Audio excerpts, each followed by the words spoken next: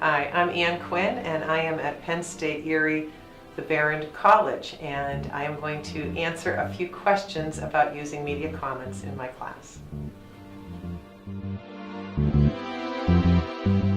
That's a good question. I actually had a few goals.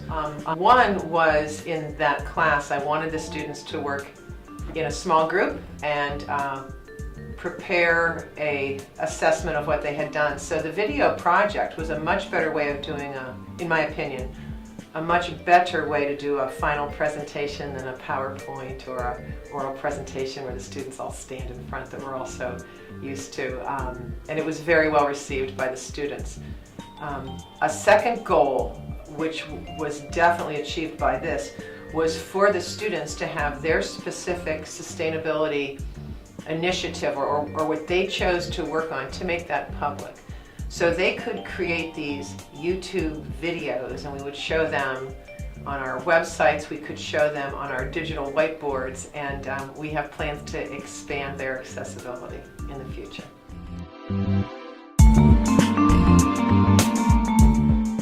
I was so gratified by how that worked because they had such hands-on experiences in a different way than if they had just reported on this or done research in a more traditional fashion. And I have several examples. I could talk for 30 minutes about this, but I had one group that did like our nature trails that lead down to a path that goes to Lake Erie in our watershed here.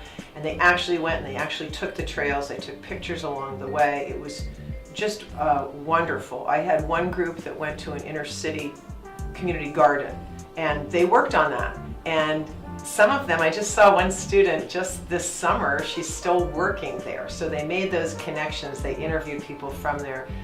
So it was wonderful. We had students that worked on specific things, like one group will help to roll out a dream machine, a PepsiCo dream machine, which will help with recycling, and they did a video for that which will roll out this fall. So there were lots of examples of how well the project worked.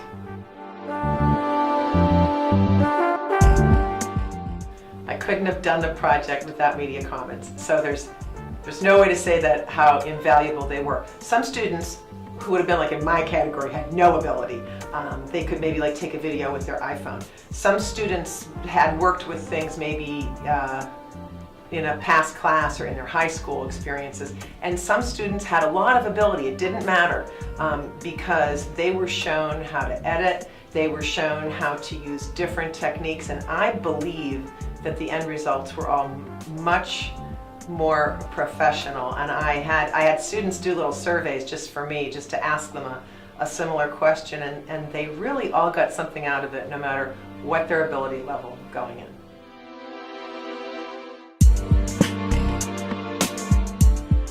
I plan to continue to do the video with the SUST 200 classes, and this coming fall I will be teaching a class that's new to me to do by myself, and that is not a science class, it is a civic and community engagement. So you can imagine the overlap and similarities. So as my students get into groups and they pick community type projects, I'm going to have them do a PSA type video that they will be able to present, and I'm really looking forward to it.